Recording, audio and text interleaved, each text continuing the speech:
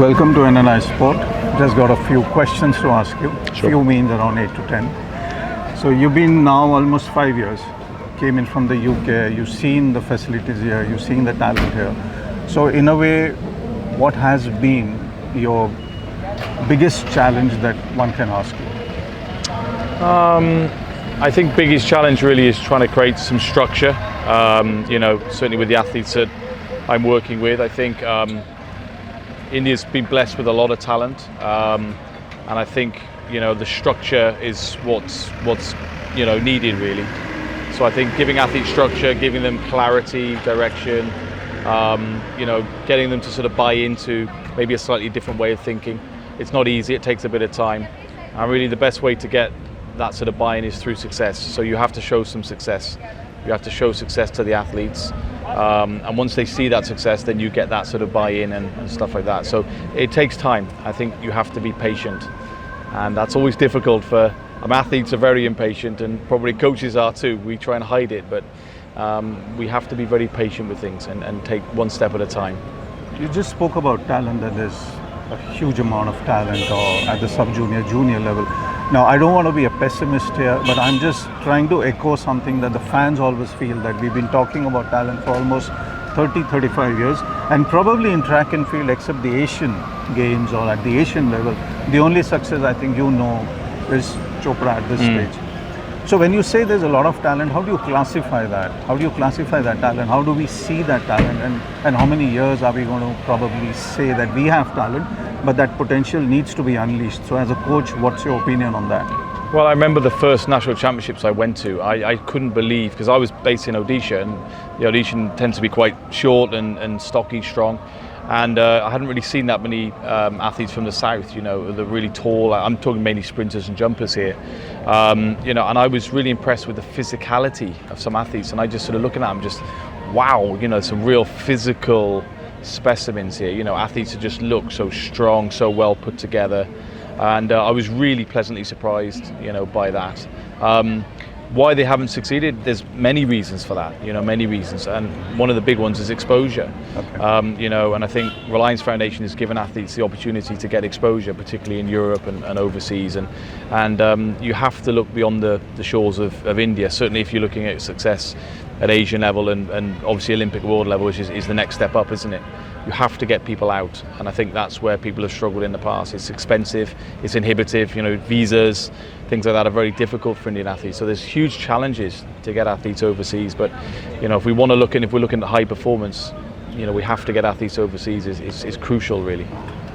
The two athletes I'll talk about, you know them so well, Tejas and Yarraji. Now, we talk about potential, we talk about talent, we see ample of it out there. We see the improvement, we see the graph going up. There's also a lot of conversations around the fact that they should be stationed abroad completely, where they get more chances, more competition. But they are in India, they go to Europe and compete and come back. What is your opinion, or should they be spending more time abroad, or is India is good enough to nurture all of that? It's just about the right situation for the right athlete, really. I think you have to be open to that. I mean, if you talk someone like Neeraj, or look at Neeraj, he's out the country 10 months of the year probably. That works for him. Yeah. Some other athletes might want to be in India for a little bit and then go out. When we take the athletes out, they always look forward to coming back. And I do too actually. I don't like being in a hotel room for too long myself. So I think it's about the most appropriate situation for the athletes involved. Look, it's definitely something, I think particularly for the hurdlers, Jyothi and Tejas, they need that competition, kind of like in training as well as, in a race. And obviously they struggle with that here, they've advanced so well, but they're sort of a long way clear of the next best athlete here now. So certainly, you want to expose them to be a bit more uncomfortable in training, perhaps train with faster people. That's definitely something that, again, if it's in the right situation and the mindset's right and it's explained well, because it can be demoralizing too, it can have the opposite effect. So I think it's just about, looking at the right opportunities, the right situation for the athletes involved, and and obviously supporting that. And again, through Reliance Foundation, we're trying to, give them everything they need to be successful, really, and that's what we're all about, really. Give them the opportunity, and if you're good enough, take it and be successful. Yeah. We've seen Yarraji's potential. We saw it at the Asian Games. A lot of people would also want to see or probably hear from you, where is that graph going to take her? Do we see her as an Olympic finalist one day, or do we see her as an Asian Games champion one day? What is your view on that? Where do you see her eventually ending up? I believe she would have been Asian Games champion if I'd had a couple more weeks training with her. It just came a bit quick. In our preparation, I just needed a bit more time. I feel very strongly if I'd had 2 more weeks with her, she would have won that competition. We're looking at global. Asian is as a byproduct of looking. You're trying to reach the stars. If you get to the moon, you've done well still. I believe she's good enough to make an Olympic final. It is a stretch goal, admittedly, but I believe she's at that level. It's not just the physicality of her; it's her ability to raise the game, how she's embraced, the overseas competitions and racing the girls. She's getting more and more comfortable with it. Her first experience at the Commonwealth Games didn't go as well as we wanted, as the World Championships didn't. There's various reasons behind that. But she's learned so much from those experiences and grown from them, so I'm confident that, she'll be successful here. Look, the final's what we're shooting for. We know how difficult that is, particularly women's hurdles. It's the hardest event in the world in strength and depth. There's no event that's tougher for strength and depth. It's phenomenal. But if you go back, 10, 12 years, 12, 7, 8 is making Olympic final every time. So the event has moved on, and there's so many good girls around at the moment. It's sort of the golden era, so she's stuck in that, so that's just how it goes sometimes. As a coach, there's one question. Traditionally, UK middle distance been like a massive history out there. Sprinting, you're the US, you got Jamaica. Long distance, of course, the African nations are out there. The marathon, Japan has considerably, you've got a huge number of athletes, Asian level as well as at the world level. In your experience, is it wise enough to do everything in one country, or do you think, in your experience, India needs to focus on a few? India's big enough to focus on everything for sure, but you need to see. Athletics is a complex sport. It's 5 or 6 different sports within one. Comes under the umbrella of athletics. Sprinting is a different sport to endurance. The training is different, the environment's different, the athletes are different, the coaching's different. It's like cricket and football. It literally is. It's totally different. So for me, it's about culture. You talk about British middle distance. There was a huge success in the 80s and 90s. Then it dropped off, and now it's back again. So it's a cyclical thing. And what creates success is a cluster effect. So once one athlete does well, then it forces the next one up, and that's what we need to create here is strength in depth.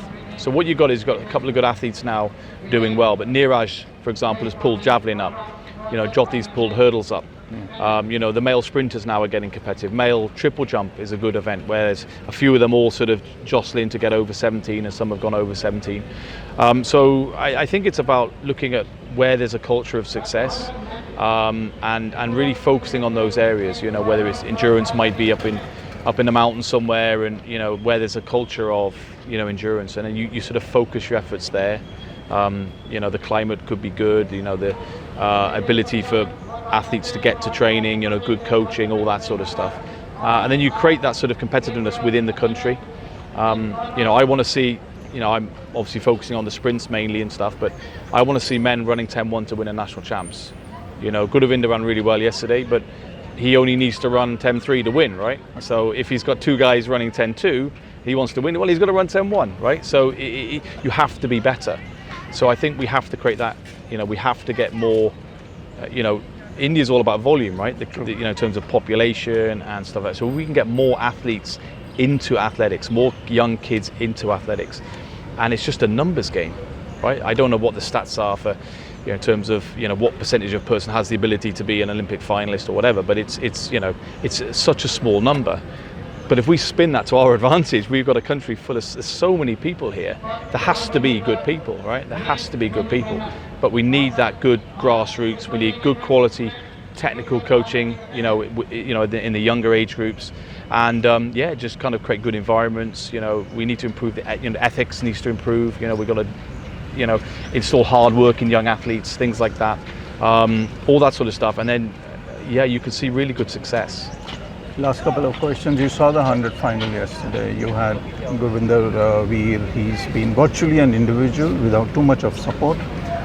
Do you feel he has the opportunity now to be called in by you or other places where he can come out of the city of Jalandhar and probably train with the rest and become better? Do you see that opportunity in him, and how much do you see in the rest of the two who finished 2 and 3? Well, I've been I speak to Guravinda quite a lot. I mean, I am an admirer of Guravinda. The thing I said to him a few years ago, he's been wanting, no secret, he's been wanting to come to us for a while, and his coach, Happy saying, a fantastic guy. Just a wonderful man, and he's a good athlete, but see, he's had a lot of injury problems. That's the thing. So I said to these guys, I said, listen, you've got to get healthy first. We can't take an injured athlete on. You've got to show me you're healthy. You've got to show me you can perform consistently. You've got to show me you can finish a race. Because Guravinda would get out well, he'd tighten up and all this sort of stuff. I said, you've got to show me a bit more. But what he showed me here and Fed Cup, he was fantastic there. He's done a great job. So yeah, look, we'll have some conversations with him and we'll see whether he's interested in working with us. A last question. We look at the 100 hurdles, irrespective of men or women, that it's massively and highly a technical event. You look at Grant Holloway running in the US. I just saw him at the qualifying trials on TV. Yeah. The left leg going over, and it's so beautiful to look at the technical aspects. How much of this hurdling is sprinting, and how much of it is massively technical?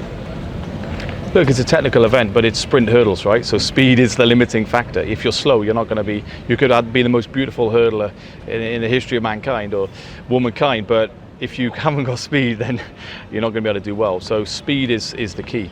Now, the challenge with hurdling is you need hurdles, but actually you don't. You can make hurdles out of anything, right? Just get some sticks. And when I was a young coach, I used to go into schools in very deprived areas in the UK. They had no equipment, but we used to do hurdling all the time. We used to just get some cones or some buckets and find some sticks, and we used to make hurdles out of them. So there's no excuse actually. And I want coaches to be with young athletes. They should be fast athletes should be hurdling and jumping.